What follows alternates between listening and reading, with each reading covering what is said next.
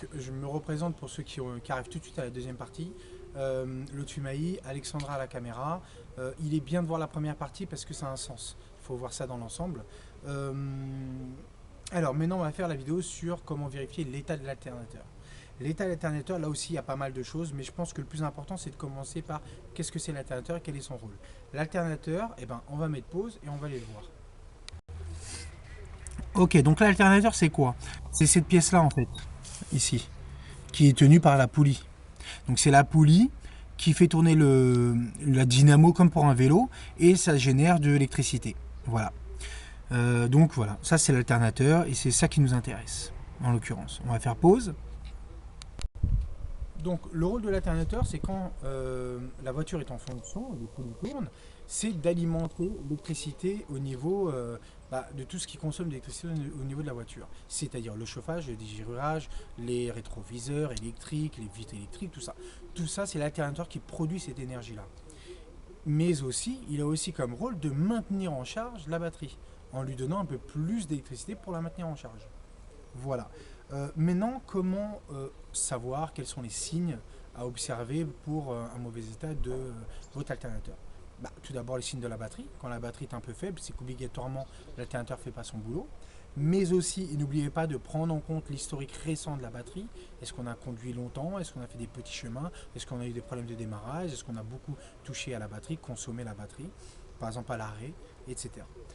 Ensuite, on a les signes de lorsque vous roulez, lorsque le moteur est allumé, vous avez des fois, avec le régime différent, ça veut dire que vous accélérez et vous ralentissez. Vous avez les phares qui évoluent. Vous avez une tension différente au niveau des phares. C'est bien fort, ça s'estompe. Bon, là, c'est que l'alternateur commence à pêcher.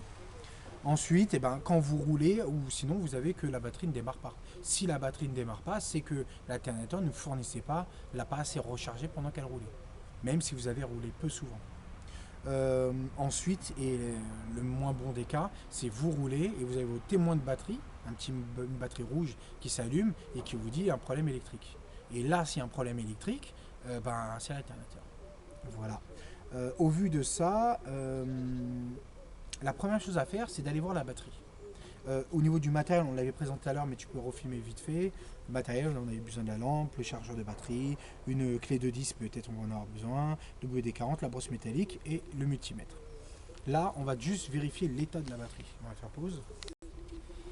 Là, c'est notre batterie, donc on a nos deux cosses, le moins, le plus. Le plus, c'est facile, c'est celui qui a le plus de trucs chargés dessus, parce qu'on a besoin de prendre l'électricité. Là, on peut voir que nos cosses sont propres. Si ce n'est pas le cas, brosse métallique, WD-40, on nettoie. Qu'il n'y ait pas d'eau. Le WD-40, son rôle, c'est de chasser l'humidité. C'est vraiment son rôle propre.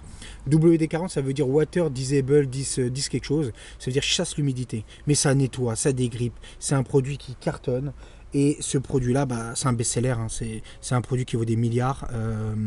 Et le 40, ça veut dire quoi? C'est les chimistes, quand ils ont créé cette molécule-là, ce composant-là, ils ont réussi à la 40e tentative.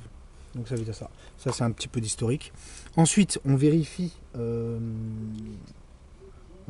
nos cosses. Est-ce qu'ils sont bien fixés? C'est le cas. Sinon, on les remet avec ça.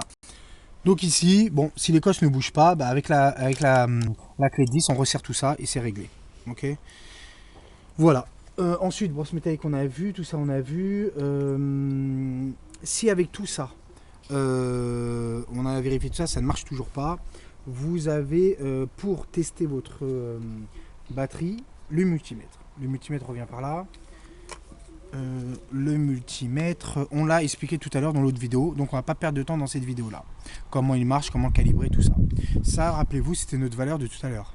12 volts 88. Pour la batterie, une valeur très haute. Mais comme j'ai expliqué, j'ai beaucoup roulé hier. On va mettre notre multimètre ici. On va bien protéger nos capuchons. Je rappelle quand même dans cette vidéo la règle de sécurité qui est ne jamais mettre en contact un produit conducteur entre les deux fiches qui pourrait faire des dégâts. Voilà. On a une valeur de 12,88. C'est là qu'il va être important de voir qu'est-ce qu'on va trouver. Dans plein de sites, on a beaucoup d'informations. Rappelez-vous ce que je vous ai dit tout à l'heure. Quand il y a plein d'informations et souvent contradictoires, Oscaro, tout ça, tout est contradictoire. On fait toujours appel à notre bon sens. Voilà, c'est ce qu'on va faire tout à l'heure. Et ensuite, on a aussi des tests à régime ralenti normal et ralenti à mi-régime avec plein phare. On va tester toutes ces méthodes, on va voir un peu tout ça. Et on va utiliser surtout notre bon sens. Voilà. Et rappelez-vous cette phrase, pour bien juger, il faut être suffisamment informé. C'est connaître aussi la batterie, connaître l'historique récent de la batterie et l'usage récent de la voiture. C'est toujours important. Là, en l'occurrence, notre voiture, elle a 7 ans. C'est aussi un élément à prendre en compte au niveau de l'usure de l'alternateur. On sait qu'il va être un peu faible, normalement. Au vu de tout ça, on va aller mettre le contact et on va démarrer notre voiture. Et on connaît notre valeur de batterie déjà. On met pause. Ok, donc rappelez-vous, on avait 12,88. La voiture, elle est démarrée au ralenti avec aucun système électrique branché. Ni lumière plafond, ni chauffage, ni rien de tout ça. Et on va voir est-ce que ça va apporter de l'électricité en plus. Donc voilà, ça c'est du bon sens déjà. Ensuite, en mettant le noir sur le moins, le plus sur le rouge, on regarde bien la valeur. Ah, on va essayer de la fixer. Voilà, on va essayer de la fixer là. Voilà, on l'a figé. On enlève nos cosses, on remet nos capuchons. On a fini, mais on va faire d'autres tests. Voilà, qu'est-ce qu'on doit trouver comme valeur? On doit trouver une valeur entre 13,7 et 14,7. Au-delà de 14,7, si on trouve 15, 15,2, etc., c'est que le régulateur de l'alternateur est HS, donc l'alternateur est HS. Si vous trouvez une valeur, je dirais en dessous de 12 volts, c'est qu'il est HS aussi. Ou en dessous de la valeur qu'on a trouvée sur la batterie, c'est qu'il n'apporte pas d'électricité en plus. Donc, il déconne. Ça, c'est le bon sens. Référez-vous à ça d'abord. Ensuite, on va faire deux tests qu'on a vus. Par exemple, mettre le moteur à mi-régime. Rappelez-vous ce que j'ai dit tout à l'heure, mi-régime, je ne sais pas si je l'ai dit. Régime normal, c'est 1000 tours minute, RPM, rotation par minute, ou tour minute, je ne sais pas comment c'est mis. 1000 tours, c'est la voiture quand elle est au point mort. Vous changez vos vitesses à normalement à 3000 tours. Mi-régime, donc c'est 2000 tours. Donc voilà, donc ça, nous on va mettre plein phare, je vais mettre pause. Là j'ai mis plein phare au niveau de la voiture, je remets mes cosses, j'accélère pour être à mi-régime.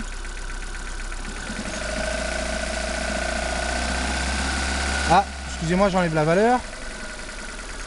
Là, je suis en régime normal, 14,3. Vous voyez bien que ça a descendu parce que je suis en plein phare, on utilise. Et si j'accélère un peu,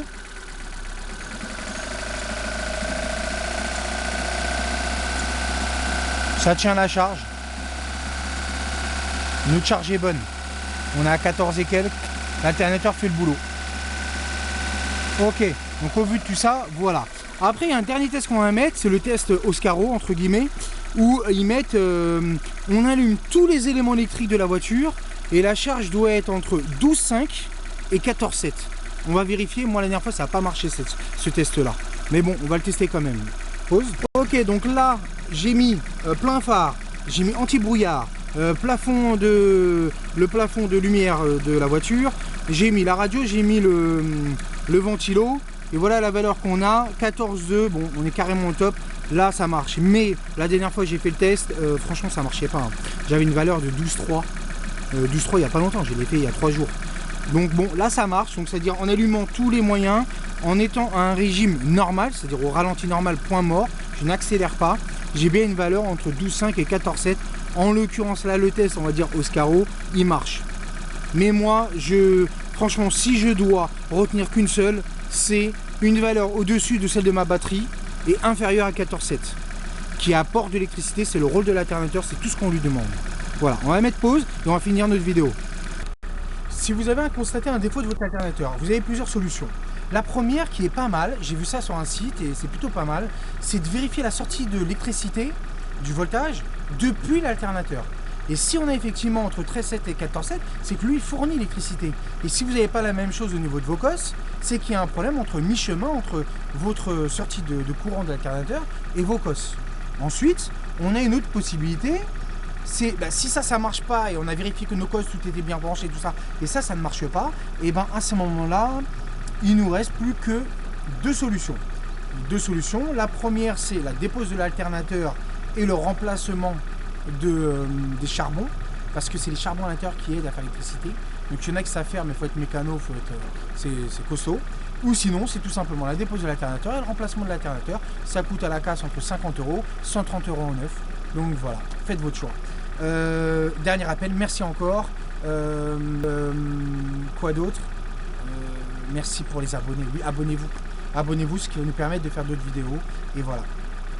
Tu dis au revoir? Au revoir. Attends, redis mieux, parce que là, ta voix... Mais j'ai la voix cassée. Bon, c'est pas grave, c'est pour ça que tu parles pas. Ok, bon allez, coucou à tout le monde et merci pour nous suivre. Merci de nous suivre, pardon.